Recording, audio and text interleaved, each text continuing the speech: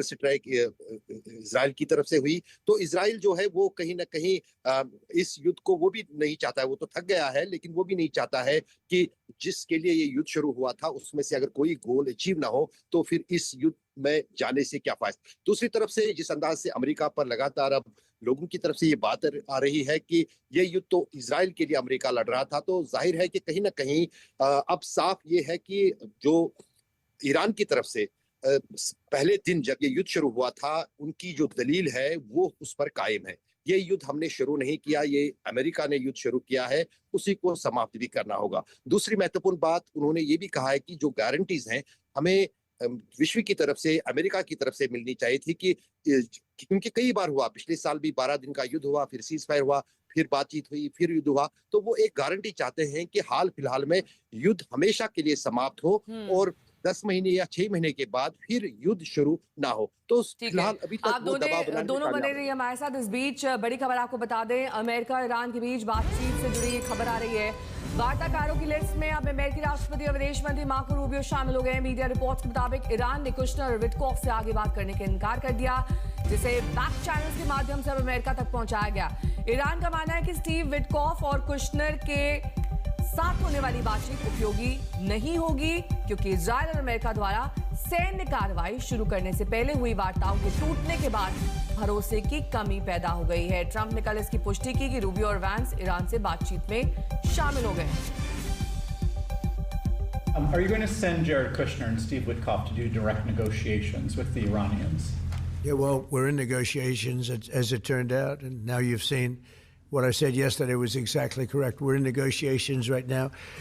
They're doing it along with Marco, JD. We have a number of people doing it, and the other side, I can tell you, they'd like to make a deal. And who wouldn't if you were there? Look. Pranay हमारे साथ जुड़े हुए हैं। प्रणय, ऐसा कहा जा रहा है कि वार्ता में वैंस ईरान की पहली पसंद है, क्योंकि ईरान की नजर में वैंस का रुख थोड़ा सा सहानुभूति वाला है। आपके सूत्र क्या कह रहे हैं?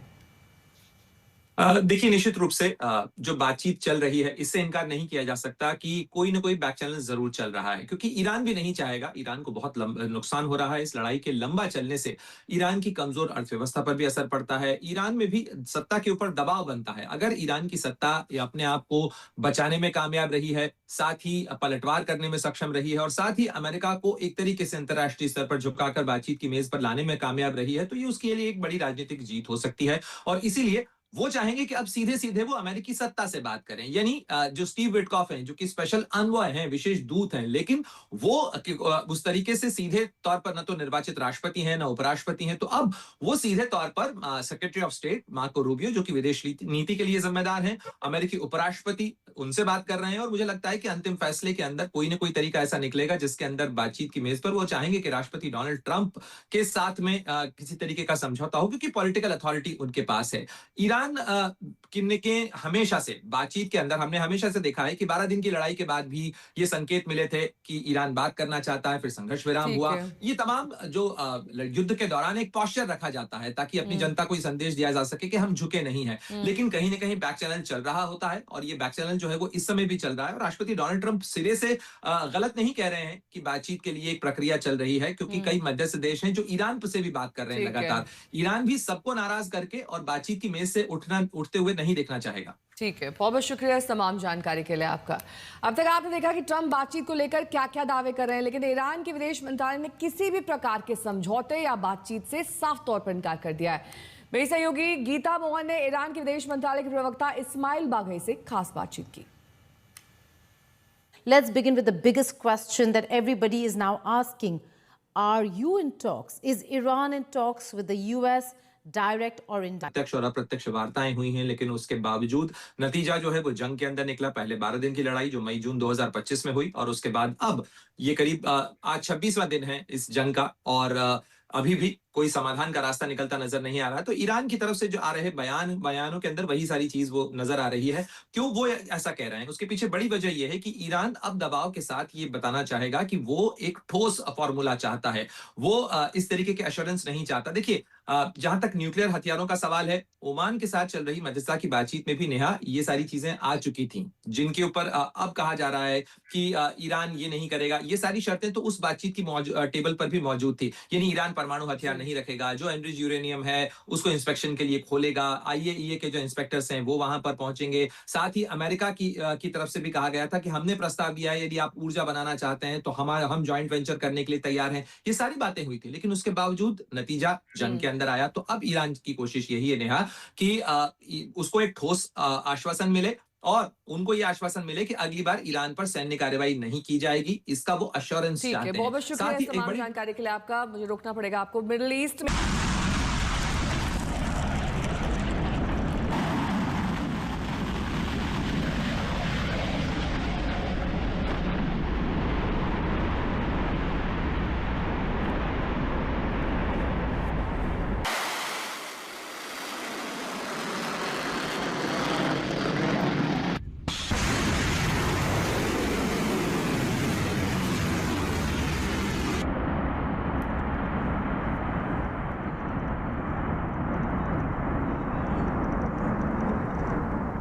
और इस बीच बड़ी खबर ईरान के हमले की। ईरान ने पिछले 24 घंटे में उत्तरी इराक के कुर्द क्षेत्र में कई हमले किए हैं। हमले में 6 लोगों की जान गई है। ये तस्वीरें इरबिल की हम आपको दिखाएंगे, जहां ईरान के हमलों में एक ऊंची इमारत में बड़ा विस्फोट हुआ और धमाके के साथ आग लग गई। बताया जा रहा है कि इमारत अमेरिकी वाणिज्य दूतावास के पास है।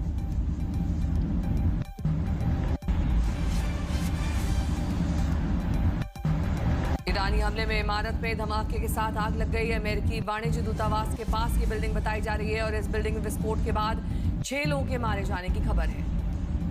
ये उत्तरी इराक का कुर्द क्षेत्र है। 24 घंटे में इराक के कुर्द क्षेत्र में 6 की जान गई है। और वहीं बगदाद विक्टोरिया हवाई अड्डे पर हुए हमले का वीडियो आया है। जानकारी के मुताबिक इराकी इस्लामिक रेजिडेंस ने विक्टोरिया बेस को निशाना बनाकर यह हमला किया है। यहां पर अमेरिकी सेना तैनात है।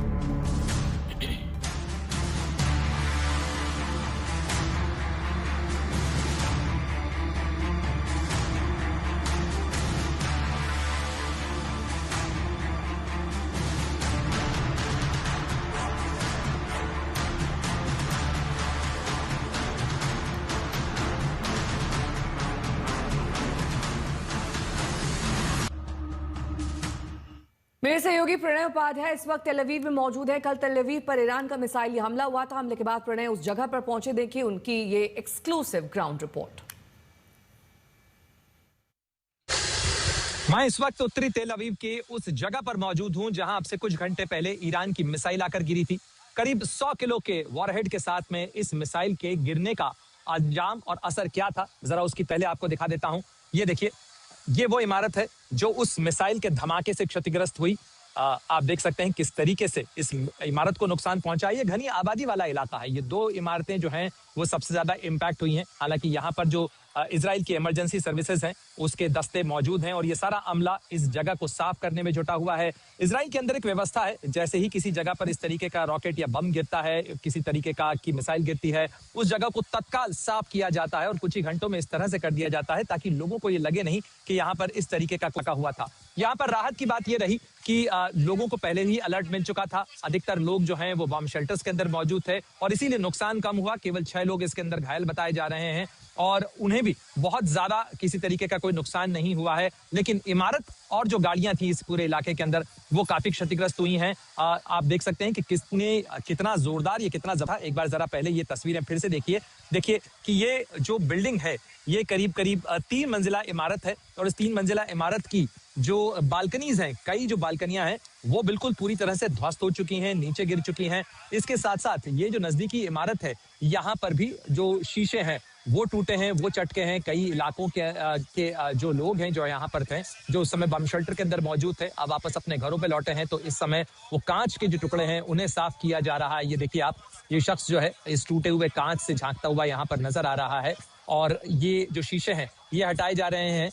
जो इमरजेंसी स्टाफ है वो भी यहाँ पर काम में लगा हुआ है। साथ ही जो घर परिवार के लोग हैं वो भी यहाँ पर उन चीजों को, उन शार्पनर्स को हटा रहे हैं जिनसे नुकसान हो सकता है। हालांकि कोई भी घर छोड़कर यहाँ से नहीं गया है और अधिकतर लोग यहीं पर मौजूद हैं। लेकिन लोगों की मदद के लिए यहाँ पर इस तरीके के जो राहत शिविर हैं या इस तरीके के जो मदद बूथ हैं वो भी यहाँ पर लगाए गए हैं और साथ ही जो यहाँ सुरक्षा कर्मी हैं वो भी बड़ी संख्या के अंदर मौजूद हैं और साथ ही जो इमरजेंसी सर्विसेज का दस्ते हैं वो लगातार यहाँ पर उस मलबे को साफ कर रहे हैं और लगातार गाड़ियों के जरिए उस मलबे को हटाया जा रहा है। और साथ ही मिसाइल जिस जगह गिरी थी उस गड्ढे को भी वहां पर भरा जा रहा है। ये इम्पैक्ट साइट है, जिस जगह पर आप ये जो बखो देख रहे हैं या ये जो बुलडोजर्स और ये क्रेन्स देख रहे हैं, यही वो जगह है जहां पर वो मिसाइल आकर गिरी थी और उस मिसाइल के गिरने का जो इम्पैक्ट हुआ था उससे यहाँ पर एक काफी बड़ा गड्ढा हुआ है और उस गड्ढे को अब तत्काल भरा जा रहा है। साथ ही जो आसपास की जगहें हैं जो रिपेयर की जा सकती हैं उनको रिपेयर किया जा रहा है और साथ ही लोगों को जो क्षतिग्रस्त हुए हैं उनको सुरक्षित जगहों पर भेजा गया है। और ये ग्राउंड जीरो की असलियत होती है किसी भी जंग में, किसी भी युद्ध में, किसी भी संघर्ष के अंदर। जो सबसे बड़ा नुकसान होता है वो आम आदमी का होता है और आम आदमी का घर टूटता है, उसी के सपने बिखरते हैं और ये बड़ा ही कड़वा और काला सच है किसी भी युद्ध का, किसी भी जंग का, किसी भी संघर्ष का। प्रणय उपाध्याय, तेल अवीव, आज तक।